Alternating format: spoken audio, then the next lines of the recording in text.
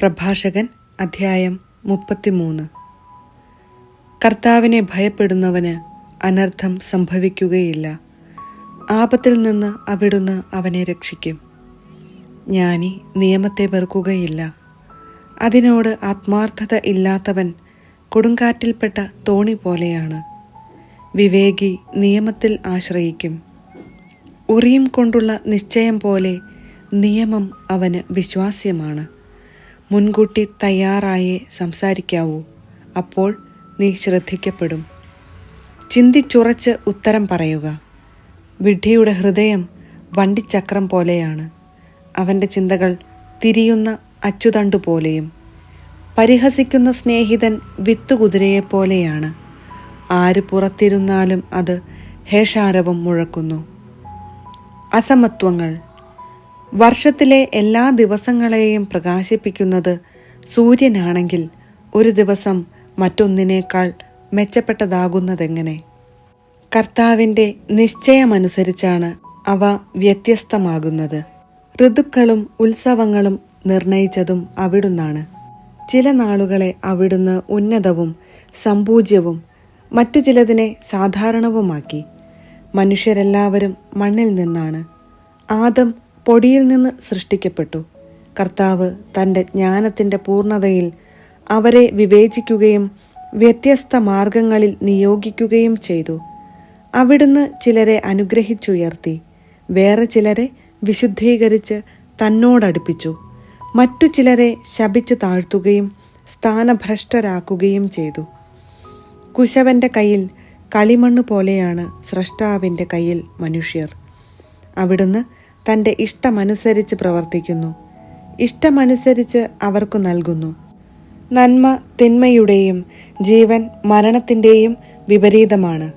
അപ്രകാരം തന്നെ പാപി ദൈവഭക്തൻ്റെയും. അത്യുന്നതൻ്റെ സൃഷ്ടികളെ നിരീക്ഷിക്കുക.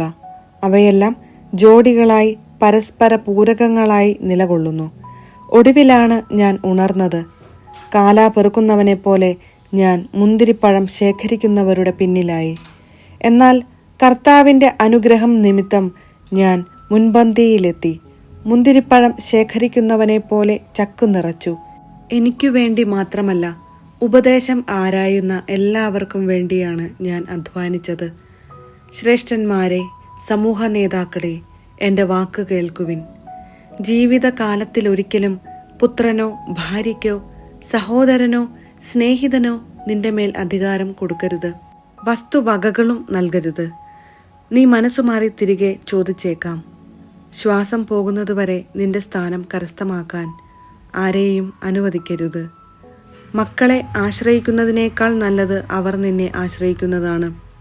ചെയ്യുന്നതിനെല്ലാം ശ്രേഷ്ഠത കൈവരിക്കുക. കീർത്തിക്ക് കളങ്കം വരുത്തരുത്. ജീവിതാന്ത്യത്തിൽ മരണനാഴികയിൽ സ്വത്ത് വിഭജിച്ചു കൊടുക്കുക. കഴുതയ്ക്ക് തീറ്റിയും വടിയും ചുമടും, ദാസന് ആഹാരവും ശിക്ഷയും ജോലിയും. അടിമയെക്കൊണ്ട് വേല ചെയ്യിച്ചാൽ നിനക്ക് വിശ്രമിക്കാം. അലസനായി വിട്ടാൽ അവൻ സ്വതന്ത്രനാകാൻ നോക്കും. നുകവും ചാട്ടയും കാളയെ തലകുനിപ്പിക്കും. പീഡനയന്ത്രവും പ്രഹരങ്ങളും അനുസരണമില്ലാത്ത അടിമയെയും. അലസനാകാതിരിക്കാൻ അവനെക്കൊണ്ട് വേല ചെയ്യിക്കുക. അലസത തിന്മകൾ വളർത്തുന്നു. അവനെക്കൊണ്ട് പണിയെടുപ്പിക്കുക. അതാണ് അവന് യോജിച്ചത്. അനുസരിക്കുന്നില്ലെങ്കിൽ അവൻ്റെ ചങ്ങലകളുടെ ഭാരം കൂട്ടുക. ആരോടും അളവ് വിട്ട് പെരുമാറരുത്. അനീതി കാണിക്കുകയും അരുത്.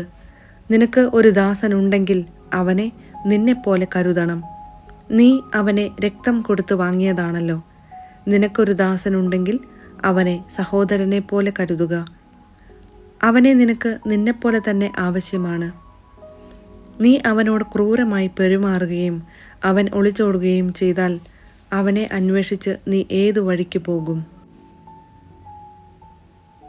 പ്രഭാഷകൻ അധ്യായം 34. വ്യർത്ഥ സ്വപ്നങ്ങൾ. അവിവേകിയുടെ പ്രതീക്ഷകൾ വ്യർത്ഥവും നിരർത്ഥകവുമാണ്. സ്വപ്നങ്ങൾ ഭോഷന്മാർക്ക് ചിറക് നൽകുന്നു. സ്വപ്നങ്ങളെ ആശ്രയിക്കുന്നവൻ നിഴലിനെ പിടിക്കുന്നവനെ പോലെയും കാറ്റിനെ അനുധാവനം ചെയ്യുന്നവനെ പോലെയുമാണ്. സ്വപ്നത്തിലെ ദർശനം യഥാർത്ഥ മുഖത്തിൻ്റെ പ്രതിച്ഛായ മാത്രമാണ്. അശുദ്ധിയിൽ നിന്ന് ശുദ്ധിയുണ്ടാകുമോ? അസത്യത്തിൽ നിന്ന് സത്യവും.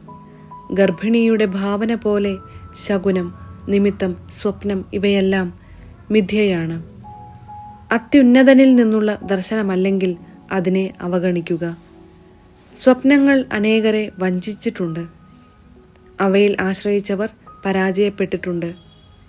അത്തരം വഞ്ചനകൾ കൂടാതെ നിയമം നിറവേറ്റാം. സത്യസന്ധമായ ചുണ്ടുകളിൽ വിജ്ഞാനത്തിന് പൂർണ്ണത ലഭിക്കുന്നു.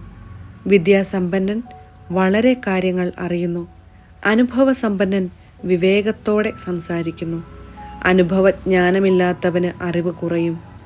യാത്ര ചെയ്തിട്ടുള്ളവൻ കഴിവുറ്റവനാകുന്നു. യാത്രയിൽ ഞാൻ വളരെ കാര്യങ്ങൾ കണ്ടിട്ടുണ്ട്. പ്രകടിപ്പിക്കാൻ കഴിയുന്നതിനേക്കാൾ കൂടുതൽ ഞാൻ ഗ്രഹിക്കുന്നു. ഞാൻ പലപ്പോഴും മാരകമായ അപകടങ്ങളിൽ പെട്ടിട്ടുണ്ട്. എന്നാൽ അനുഭവജ്ഞാനം എന്നെ രക്ഷിച്ചു.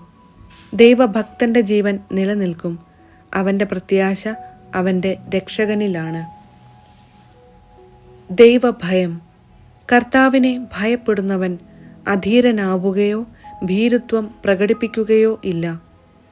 അവിടുന്നാണ് അവന്റെ പ്രത്യാശ. ദൈവഭക്തന്റെ ആത്മാവ് അനുഗ്രഹീതമാണ്. തൻ്റെ ആശ്രയം അവൻ അറിയുന്നു. തന്നെ സ്നേഹിക്കുന്നവരെ കർത്താവ് കടാക്ഷിക്കുന്നു. അവിടുന്ന് ശക്തമായ സംരക്ഷണവും ഉറപ്പുള്ള താങ്ങും, ചുടുകാറ്റിൽ അഭയകേന്ദ്രവും, പൊരിവെയിലിൽ തണലും, ഇടറാതിരിക്കാൻ സംരക്ഷണവും, വീഴാതിരിക്കാൻ ഉറപ്പും ആണ്. അവിടുന്ന് ആത്മാവിനെ ഉത്തേജിപ്പിച്ച് കണ്ണുകളെ പ്രകാശിപ്പിക്കുന്നു. അവിടുന്ന് സൗഖ്യവും ജീവനും അനുഗ്രഹവും പ്രദാനം ചെയ്യുന്നു. അന്യായ സമ്പത്തിൽ നിന്നുള്ള ബലി പങ്കിലമാണ്. നിയമനിഷേധകന്റെ കാഴ്ചകൾ സ്വീകാര്യമല്ല. ദൈവഭക്തിയില്ലാത്തവന്റെ ബലികളിൽ അത്യുന്നതൻ പ്രസാദിക്കുന്നില്ല. അവൻ എത്ര ബലി അർപ്പിച്ചാലും അവിടുന്ന് പ്രസാദിക്കുകയോ പാപമോചനം നൽകുകയോ ഇല്ല. ദരിദ്രന്റെ സമ്പത്ത് തട്ടിയെടുത്ത് ബലി അർപ്പിക്കുന്നവൻ പിതാവിൻ്റെ മുൻപിൽ വെച്ച് പുത്രനെ കൊല്ലുന്നവനെ പോലെയാണ്. യഥാർത്ഥ ഭക്തി. ദരിദ്രന്റെ ജീവൻ അവന്റെ ആഹാരമാണ്. അത് അപഹരിക്കുന്നവൻ കൊലപാതകിയാണ്. അയൽക്കാരന്റെ ഉപജീവനമാർഗം തടയുന്നവൻ അവനെ കൊല്ലുകയാണ്. വേലക്കാരന്റെ കൂലി കൊടുക്കാതിരിക്കുക രക്തച്ചൊരിച്ചിലാണ്. ഒരുവൻ പണിയുന്നു, അപരൻ നശിപ്പിക്കുന്നു. അധ്വാനമല്ലാതെ അവർക്കെന്ത് ലാഭം? ഒരുവൻ പ്രാർത്ഥിക്കുന്നു, അപരൻ ശപിക്കുന്നു. ആരുടെ ശബ്ദമാണ് കർത്താവ് ശ്രദ്ധിക്കുക? മൃതശരീരത്തിൽ തൊട്ടിട്ട് കൈ കഴുകിയവൻ വീണ്ടും അതിനെ സ്പർശിച്ചാൽ കഴുകൽ കൊണ്ട് എന്തു പ്രയോജനം? പാപങ്ങളെ പ്രതി ഉപവസിച്ചിട്ട് വീണ്ടും അതു ചെയ്താൽ അവൻ്റെ പ്രാർത്ഥന ആര് ശ്രവിക്കും?